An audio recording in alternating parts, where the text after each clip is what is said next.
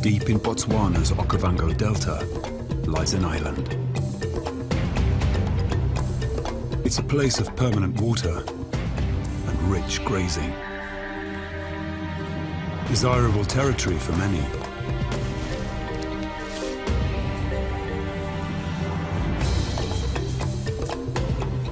In its shadows lurk Africa's most secretive big cats.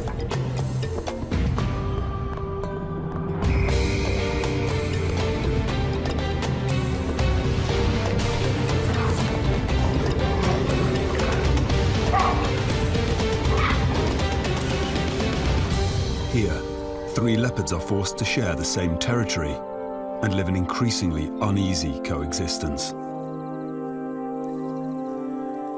They are drawn together by the shifting seasons, leading to tension, drama, conflict, and tragedy.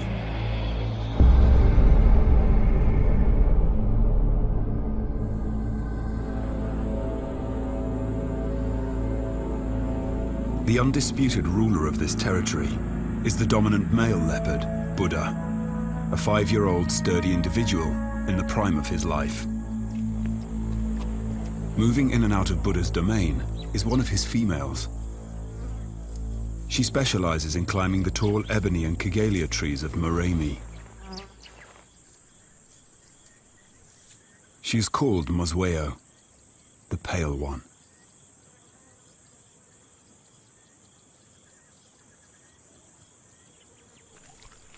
Tipa, their 3-year-old son, walks a dangerous line within his parents' territory.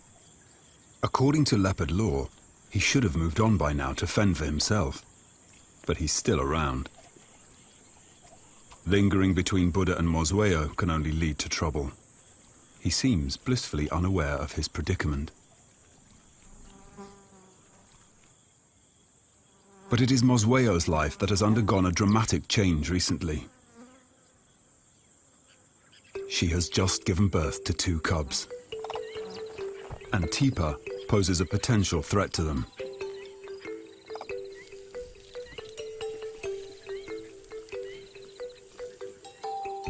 Her litter emerges from her carefully concealed den. She has fared well so far. Her 2 cubs were born in a bountiful summer.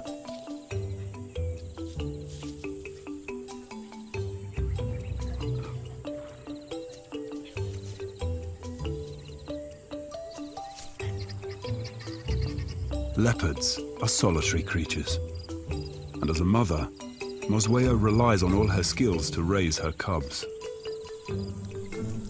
In general, leopard cub survival rate is below 50%. The majority of losses happen during the cub's first year of life, while the leopard mother leaves to hunt. It's a harsh reality that leopards have to contend with every time they give birth. Mosweo has no choice but to leave her cubs to find food. From her last litter, Tipa is the only survivor. He's an adolescent. He still lingers near the den site, familiar with his birthplace, frequenting the paths of his youth. Up to now, Mosweo has tolerated his presence in her territory. But the time has come for him to move on.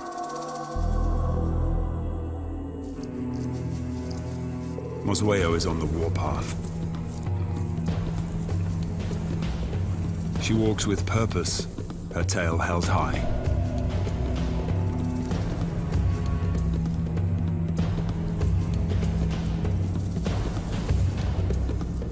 The time has come for her to sever the bonds between them forever.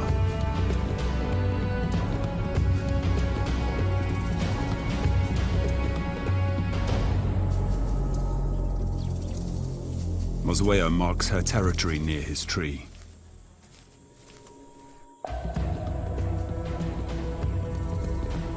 The hostility towards her son is plain to see. Their relationship has degenerated into open conflict. Teeper still bears the wounds from an earlier clash. Even though he is now bigger than his mother, as her son, Teeper remains relatively submissive. Reluctantly, he leaves the area, but unwisely, he'll continue to linger on the edge of his mother's territory. As he moves into a neighboring woodland, he stumbles on a mortal enemy.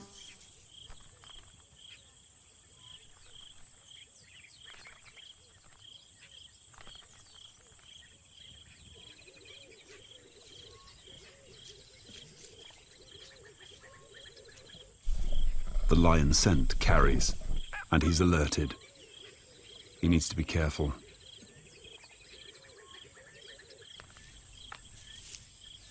His first few days in unfamiliar territory are dangerous, and he's extremely vulnerable. Lions are the leopard's biggest threat. Not only would they kill cubs, but they'd tear Teeper limb from limb. He has to skirt around them silently. With the threat to her cubs dealt with, Mosweo can now concentrate on the one thing she does best: hunting.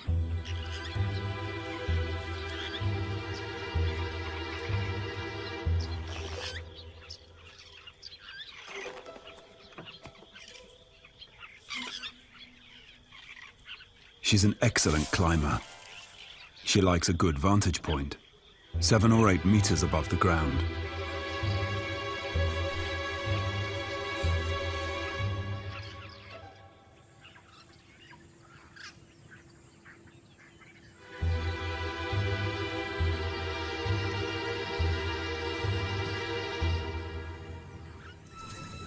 The leopard is the only big cat that uses gravity to hunt.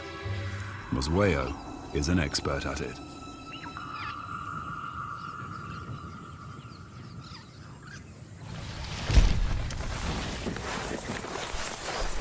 This technique is quick, quiet, and efficient.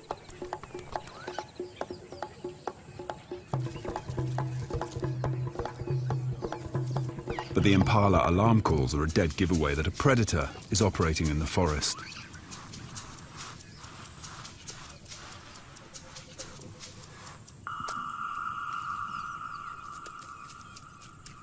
The hyenas have heard the commotion. She needs to hide the kill before they see her. They hunt in packs. They're strong and aggressive. Worse, hyenas kill leopard cubs. She cannot let them find her den.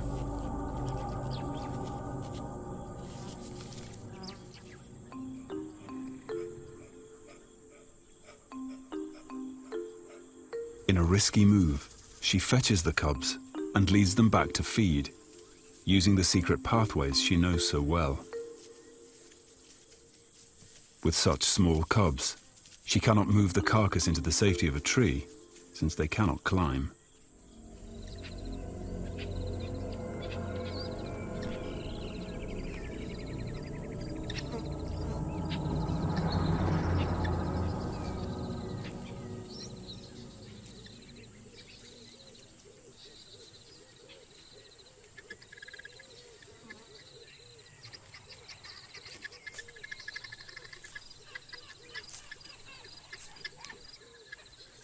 Down on the ground, they are all exposed to danger. Staying well hidden is their only option.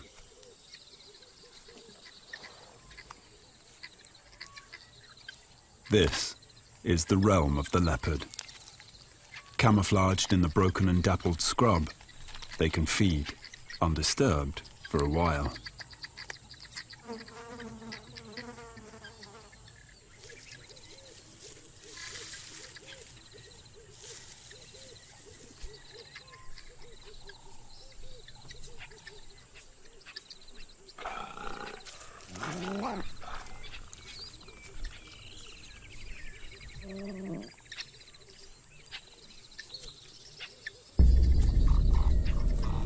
But the hyenas can smell the kill.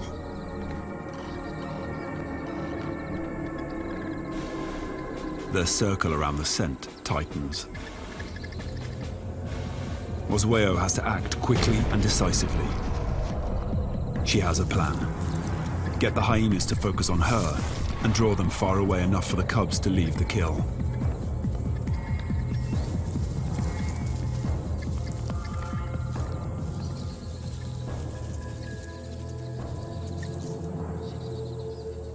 Leopards constantly walk a fine line between safety and danger. As solitary cats, they have struck a perfect balance. But for a mother, this balance can mean sacrifice. Let the hyenas have their prize.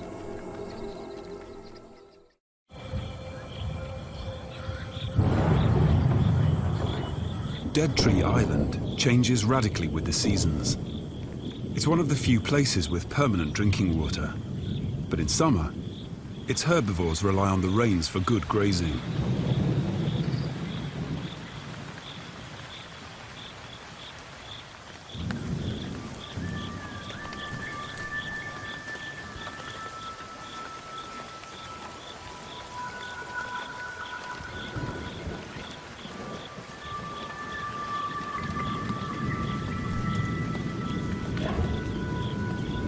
The effects of these storms are felt across the Okavango and beyond.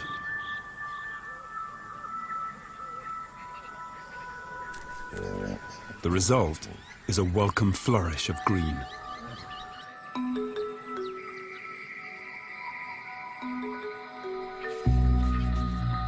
Fresh leaves, grasses and shoots sprout, and animals leave the forest and spread out into the surrounding floodplains.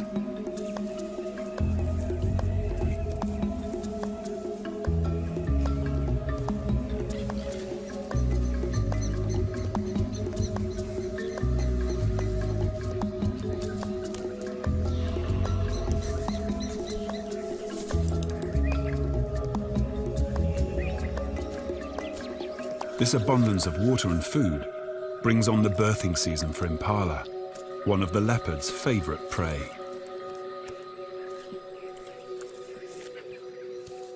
It happens during a time guaranteed to supply the best in nourishment and protection, minimizing the stress on the young, their mothers, and the herd.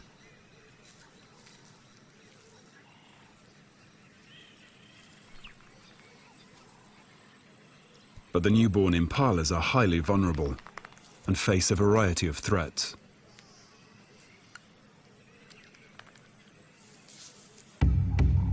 The African rock python is another of Dead Tree Island's expert hunters.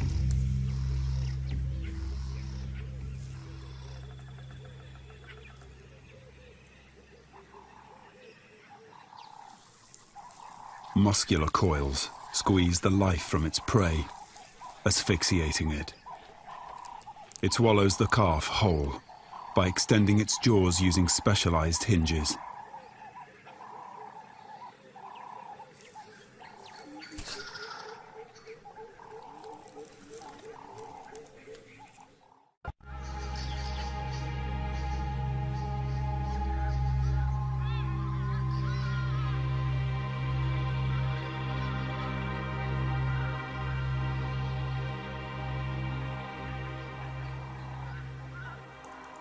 The wandering impala herds provide a reliable source of food.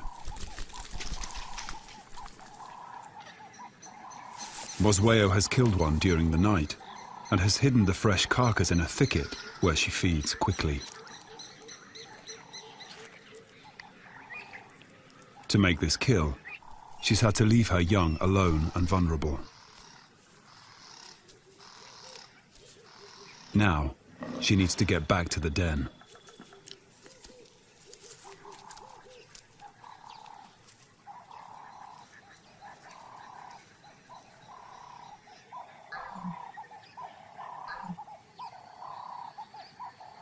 As Mosweo approaches the den, she senses danger.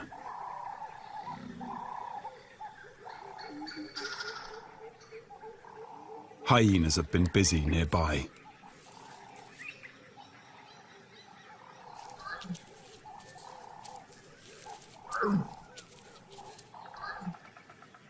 Her gentle calls are low and don't carry far.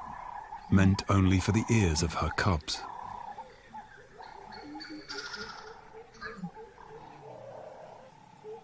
Only one responds.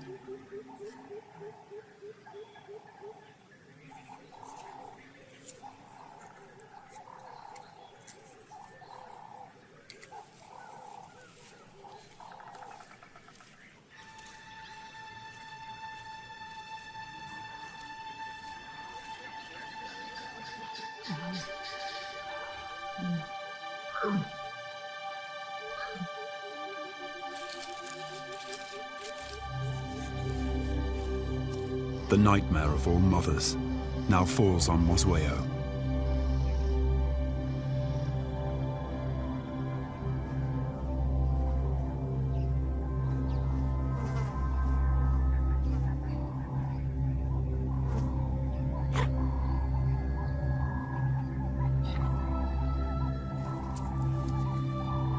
Her calls seem desperate and at the same time hopeful. Her own flesh and blood has been taken from her in just one night.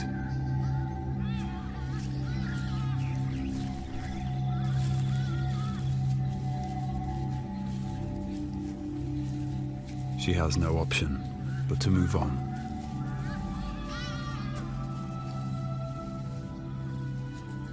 In a leopard's life, there is no time to mourn the dead. The cub is growing, and it needs meat in its diet.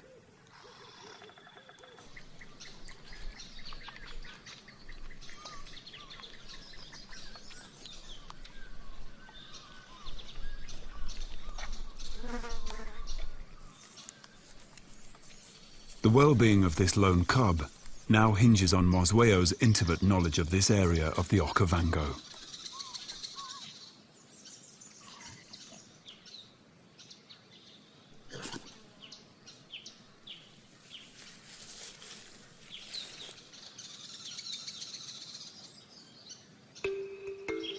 The rains have stopped, and all around Dead Tree Island, the vegetation is beginning to brown. The animals sense this.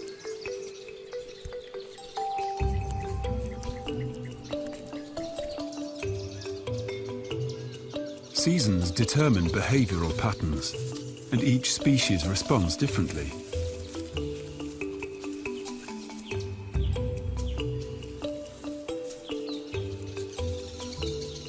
Kudu males choose a suitable female, courting her with gallant displays.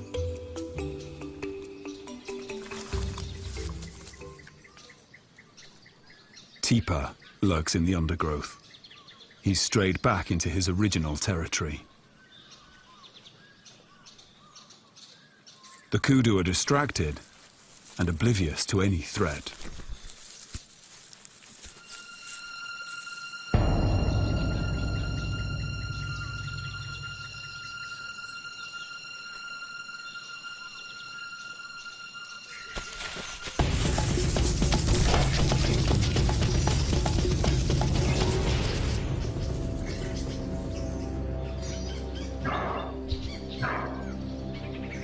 But Teeper's lack of experience is plain to see.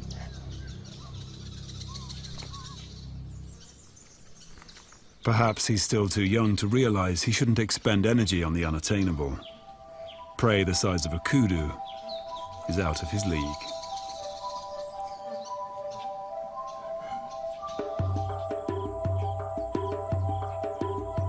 Flocks of quilias announce the onset of winter, the dry season.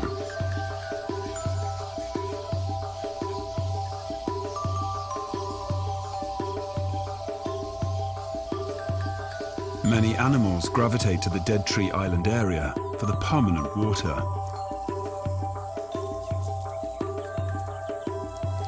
This harsher season allows for at least one miracle. The Kigelia tree blossoms to life. It offers a precious winter treasure.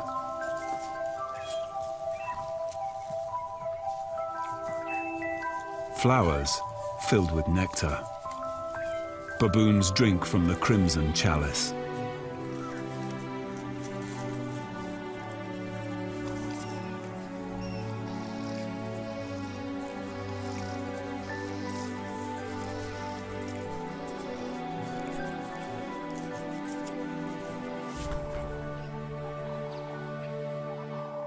Teeper needs to be more flexible in his hunting strategy.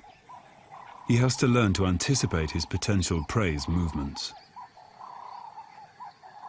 Baboons are messy eaters, and soon the impala move closer to feed on the flowers that carpet the ground. He silently watches and waits.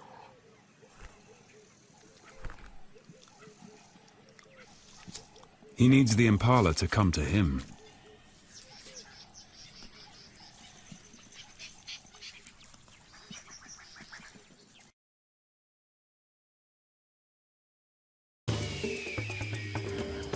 This show was created for you and your family to watch together.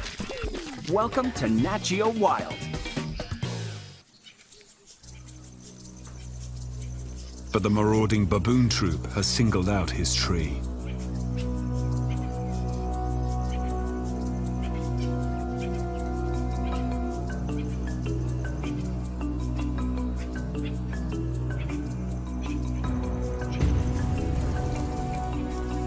He's not as powerful as Buddha. They will not tolerate Teeper's presence.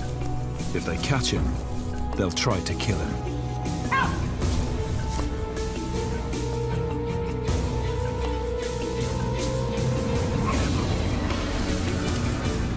He cannot risk a confrontation.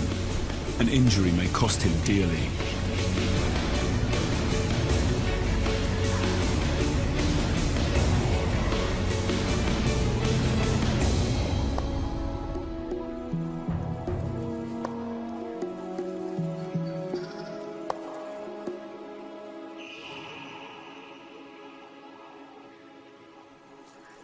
Mosweo watches from a safe distance, keeping track of the conflict.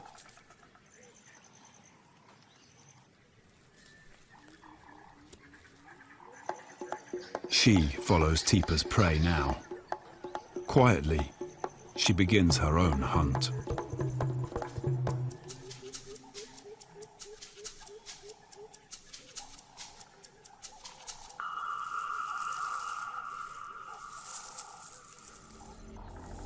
She finds a tree ahead of the herd, hoping that the flowers will draw the impalas beneath her.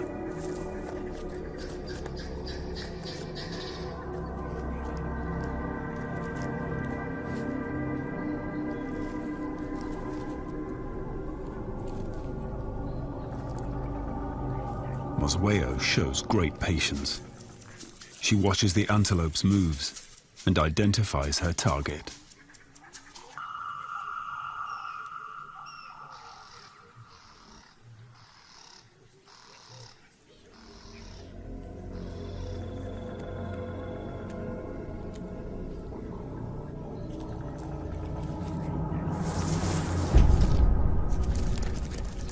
This time, her signature high dive is off the mark.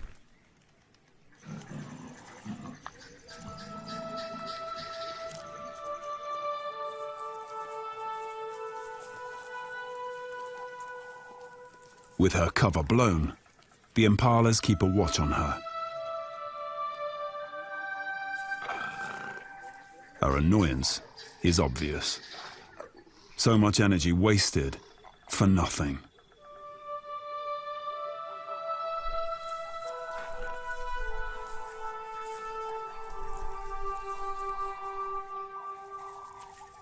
But she has to keep moving.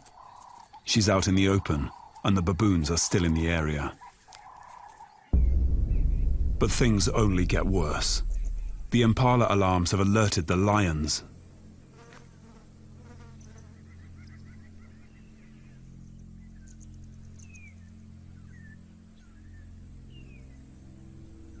Mosweo is forced to play a game of cat and mouse to get back to her den without giving its position away. Teeper's reluctance to stay away from his mother's territory is causing chaos. His blundering kill attempts have multiplied the pressure on her.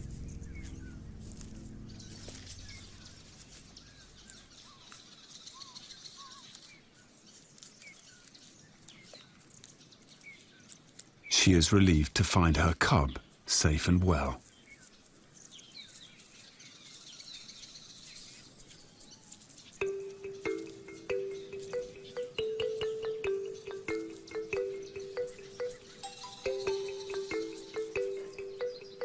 She decides to move to a new den site. The lions were far too close for comfort.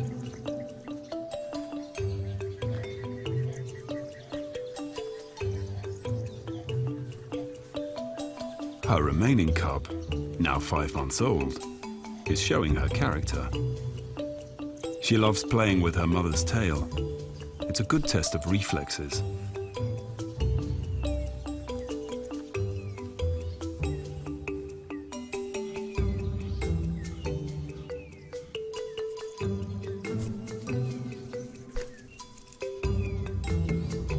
Hidden in the dry grass, Mosweo rests, regaining her strength before she starts hunting again.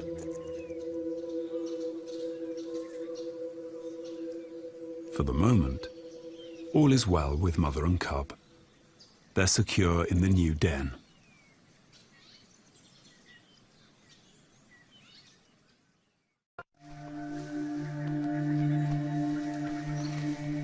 Winter forces the elephants in from the surrounding desert.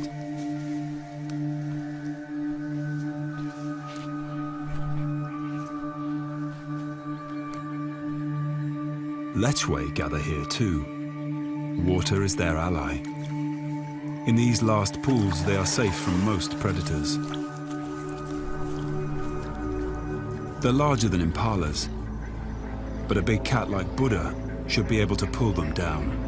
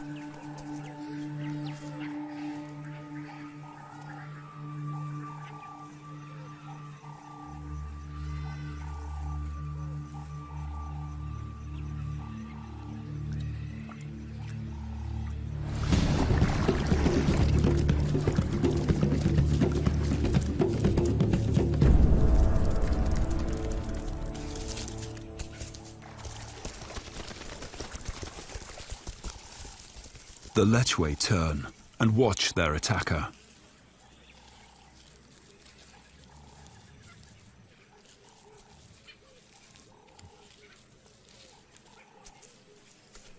They take in his smell, burning it into their brains for future reference, making sure Buddha leaves the area.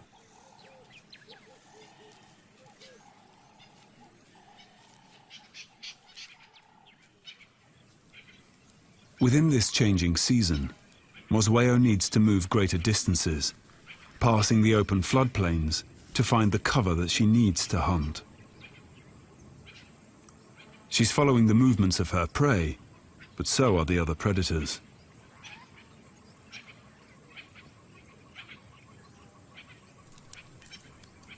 Relocation for a leopard is always risky, but she soon finds a tree in an area that she likes. From this vantage point, she can see the breeding herds of elephants steadily moving into the delta. It's October now, and the heat is intense.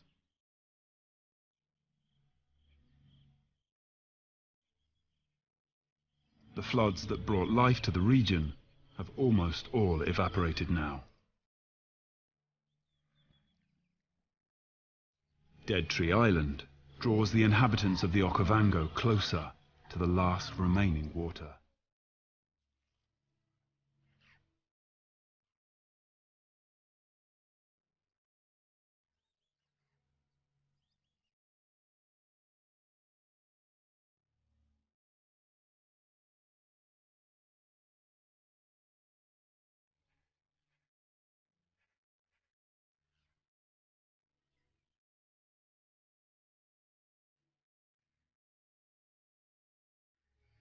The last flooded pans now hold the fate of all these characters.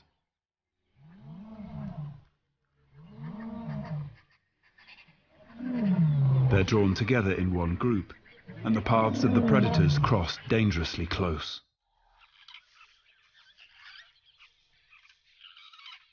Mosweo's cub is now at an age where she begins to explore further.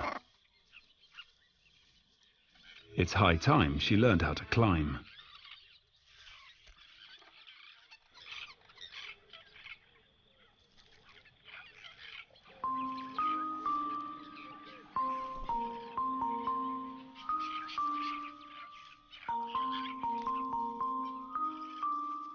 A little unsure of herself, she attempts to reach some babblers. She's small and still vulnerable, even more so now that she's curious and able to venture out of hiding, especially when her mother's not around.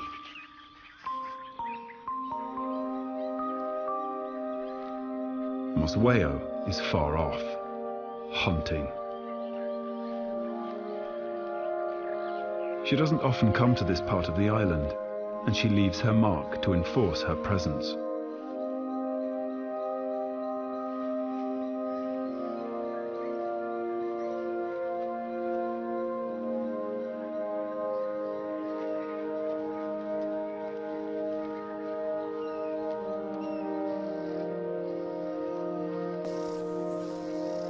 She moves onto an open plain, where two side-striped jackal are foraging.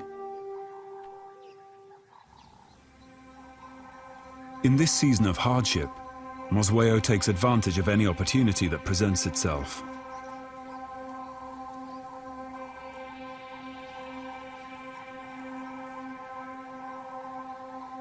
Although not normally a prey item, the jackals quickly become a target.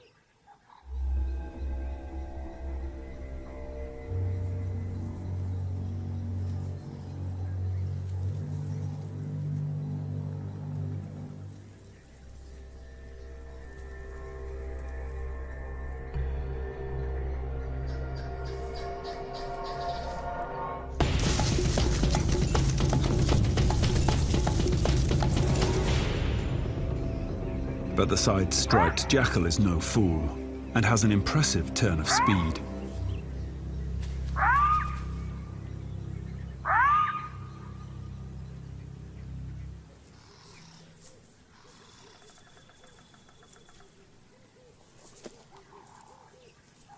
Irritated with her failure, she leaves her mark and moves on.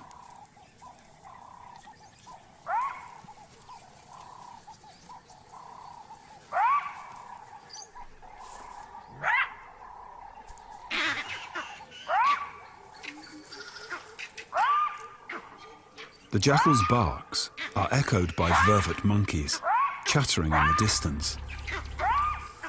These alarm calls alert Mosweo. They are coming from the direction of the den.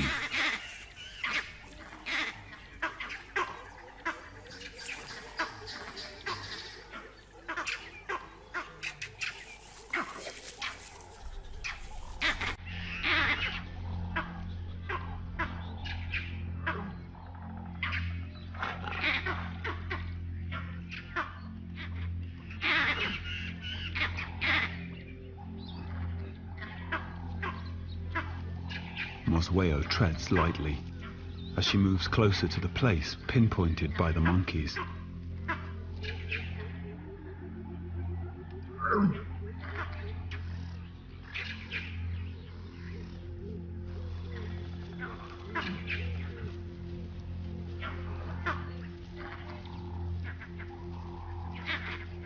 She starts searching. But what she finds is shocking.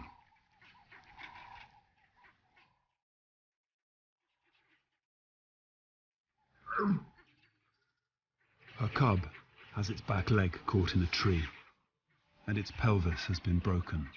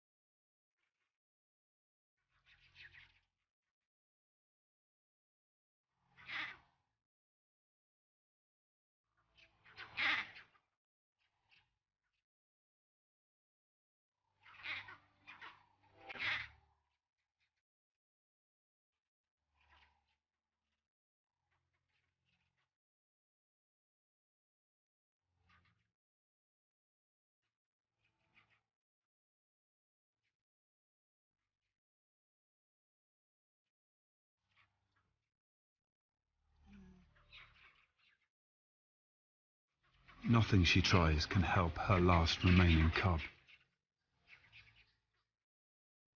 No gentle nudge, no affectionate encouragement, perhaps an invitation to a last game.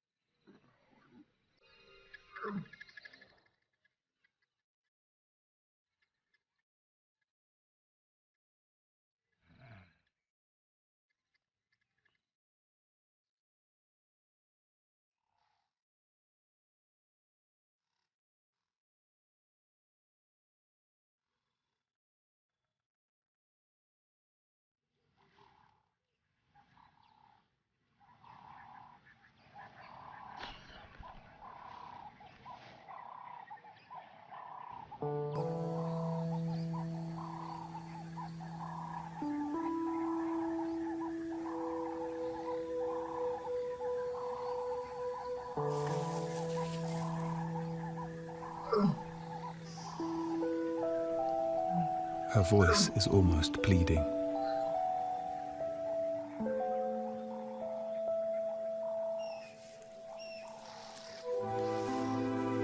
A last attempt, and the cub's leg is freed.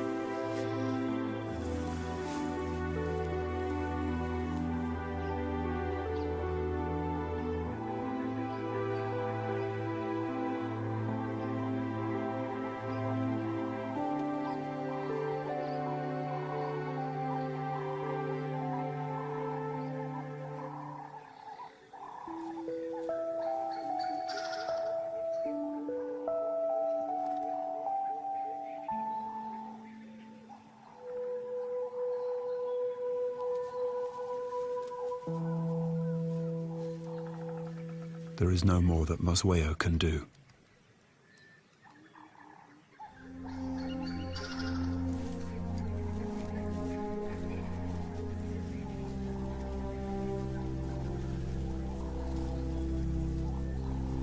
With all her remaining strength, the cub pulls herself to her final resting place. But her mother has already decided to leave this traumatic scene behind.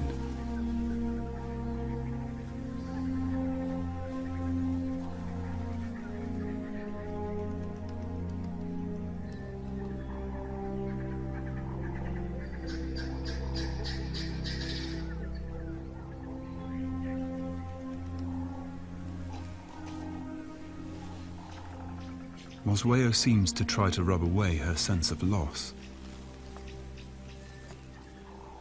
Is this the way a leopard mourns?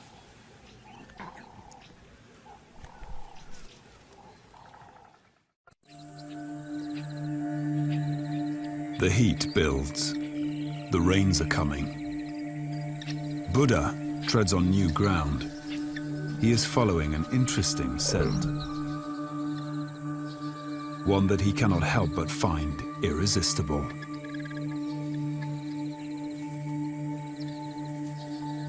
It comes from this leopard. A new female has entered his territory. She is larger and stronger than Mosweo, and she brings the promise of fresh genes to Dead Tree Island.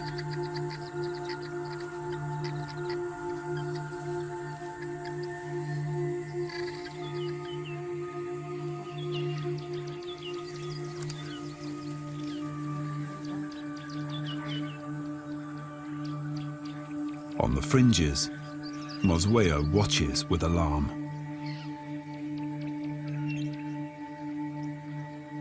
Buddha's senses trigger an uncontrollable need to cloak himself in the new female's scent. Hers is not any smell. It is the perfume of a female in estrus.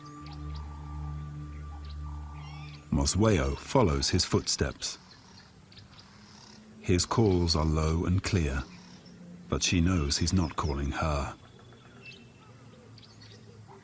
What she smells is not appealing. The scent of another female, a rival. Instinctively, Mosweo tries to mask any hint of her challenger's presence, but she's too late.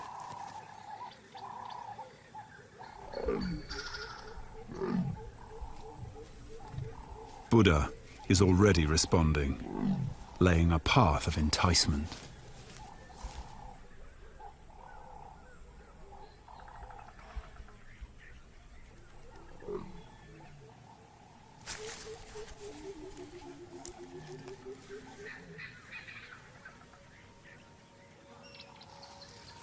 The new female is quick to take up his invitation. Mosweo retreats. Her efforts are futile.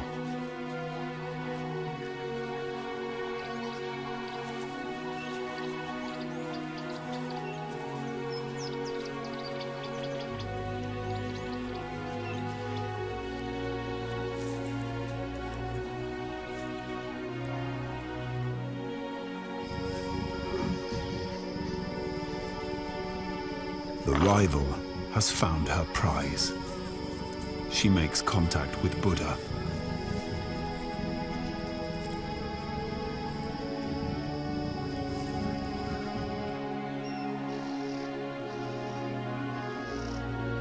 Mosweo leaves the place where she gave birth, perhaps to seek out another territory and a new partner.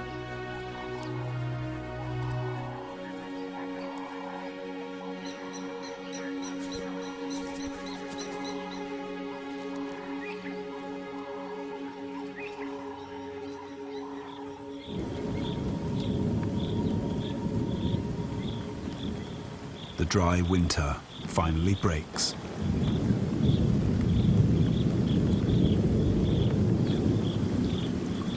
And the change in season coaxes Buddha to mate.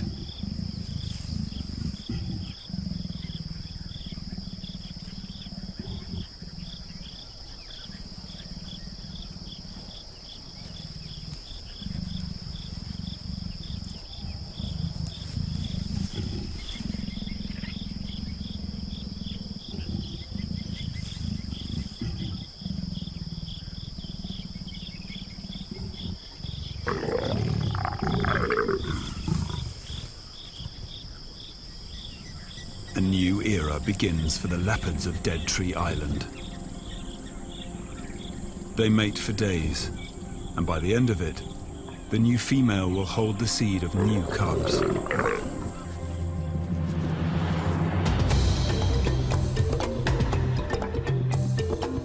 And so, tragedy gives way to hope, and the way of the wild shows its warmer side. Buddha is content that his job is done, and with the onset of another fruitful season, the legacy of Dead Tree Island's leopards is secure.